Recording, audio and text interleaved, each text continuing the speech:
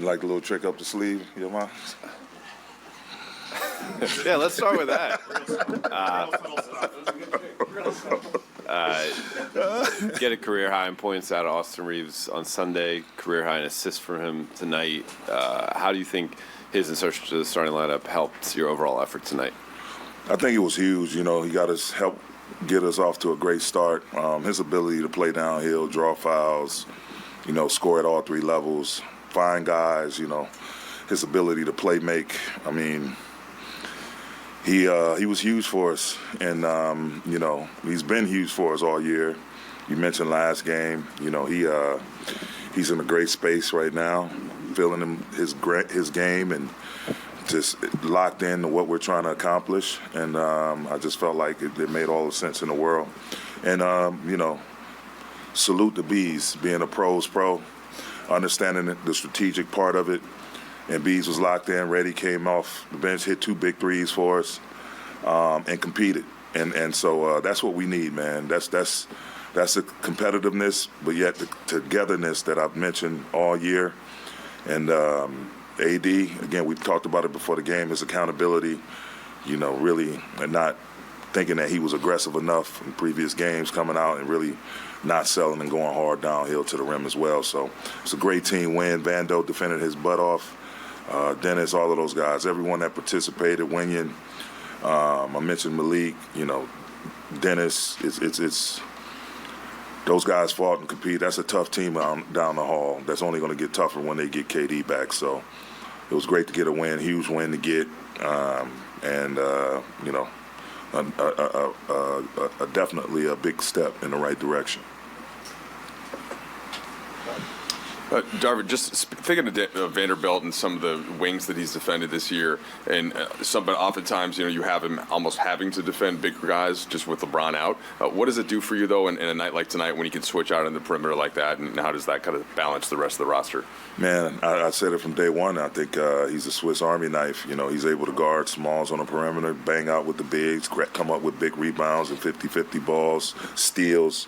He's just versatile. His versatility, a lot of times in the game of basketball, specifically in the NBA, we tend to talk about guys' versatility offensively, and the defensive versatility guys never really get that much shine. He's one of those guys, and he's able to make plays with the ball in his hand, make the right reads. But he was huge, and we challenged him, and he accepts that challenge. He actually asked for the matchup. And Jordan Ott, obliged him. Jordan Ott, one of my coaches, front of the bench coaches, that it was his scout tonight. And, that's what you love. That's what you want to see, that competitive edge being revealed by a guy, wanting to accept that type of challenge. And Book is by no means an easy walk in the park. He's going to keep coming, and the shots you think you're forcing into, the difficult shots, those are his bread and butter shots. So you really can't get discouraged. You have to have a next play mentality and move on, and Vando was great. He picked up a few fouls, but he stayed the course. Darvin, they obviously, I think you guys are up 9 with 50 seconds left in the third. They cut it to 3. They had that steal and 1. And then you guys obviously pull away in the fourth. Like, what did you see as kind of the difference there, where we've seen it gone the other way, where a team makes a run against you guys in the second half, they end up pulling away, but kind of the distance there in that fourth quarter that you're able to create? Yeah, we just stayed encouraged. The energy was great on the sidelines. Your guys talking each other up. We're going to weather this storm. Hey, we got to have a next play mentality. Hey, next time down, let's do this, do that. Guys talking strategy, talking focus, talking, positive spirit, and things like that. Runs are going to happen. The league is what it is in terms of its talent level, which I think is at an all-time high. And with the 3-ball especially, and the pace of the game, no lead is safe. And so the thing you have to do is really just lock in, have a short memory, and try to compete as much as you can, possession by possession. And we did that. But the whole team was locked in. And, yes, we expect them to make a run at the Phoenix Suns. They are who they are for a reason, and we just had to have that endurance. We have this saying, be the most competitive together team for 48 minutes, and I think the people saw that tonight. I think you said something to us yesterday along the lines of like you want your team to like love and live in the paint. Yes. I think it was. You guys shot, what's the number, like 46 free throws, I think, tonight. Yes. What did you like about your team's aggression in that area, and with some of the, I don't know if shooting challenges are the right word, but like with the way this team is constructed, how important is it for you guys to get to the line on a regular basis? I think it's huge. It's a huge weapon that we can totally take advantage of. You know, so many times we get over concerned. When I say we, I'm talking about just us and all other 29 teams in the league about defending the three-point line. You definitely have to do that. But if you don't have an open three, you got to take the ball downhill to the rim. You can't take a couple dribbles in and settle. A lot of times you have wide open runways directly to the basket. And I encourage my guys, you know, each and every game we want to win the free throw line. We want to be the first team to the bonus each quarter. That puts a lot of pressure on the defense. You know, it allows them it forces them, I should say, to play on their heels. They have to, you know, kind of scale down their aggression when they know they're in the bonus or the penalty and we're in the bonus. And so it's definitely a huge weapon that we try to take advantage of. Darvin, AD had 6 shots in the first half, but 10 in the third quarter. What changed for him, and did you guys have any conversation with him at halftime? No, his dumbass coach just started calling his plays more, calling his number more. No, you know, he and I have talked, and I told him I'm a force-feeding man, and just be aggressive. Don't even worry about it. Just be aggressive going to the rim. And he did that tonight. You know, he had a swagger about him. He wasn't settling. You know, he's one of the best mid-range shooters I've ever been around, more than capable of knocking down threes. But, again, he was loving and living in the paint tonight, and that's the AD we need. That's the AD that's going to – that aggression and him forcing his will, forcing them, knowing they can't guard him, to foul him, it speeds up the process of us getting into the bonus, and that helps everyone else. So now it's a block and foul out on the perimeter.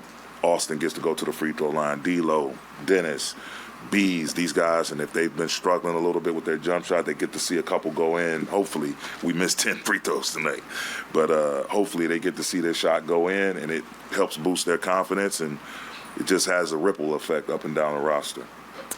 Darvin, with Austin, you know, obviously the scoring and the free throws kind of speak for themselves, but career high 11 assists tonight for him. How much of that decision was for his playmaking skills and specifically his pick and roll with AD, and how did you see that play out tonight for better or for worse? I thought it played out great, man.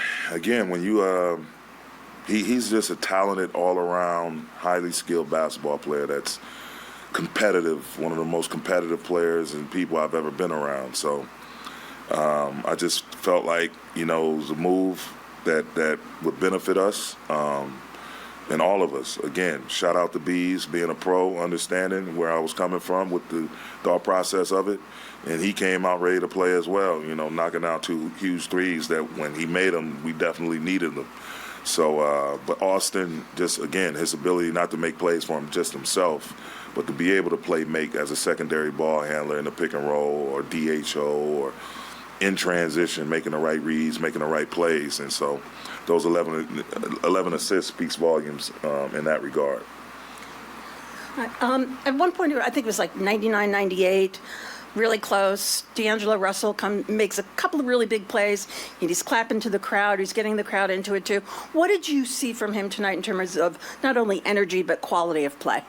He was huge. I mean, he's a very smart and extremely talented ball player, fun to be around, loves getting the crowd going. You know, that's, you know, obviously we have our guys that come in off the bench, but the really most powerful six-man is when you can have your crowd engaged. They're chanting defense. They're chanting MVP for Austin. As he gets them going, they're standing up, clapping as he's waving them to stand up. That's the type of energy that, you know, you're accustomed to playing in a Lakers building, and that's the thing we wanted to reestablish. And I feel like a foundation is being laid, and, you know, everyone is excited, and we just want to bottle that up and continue day by day to continue to improve and get better and stack days and build upon what we got going on specifically tonight.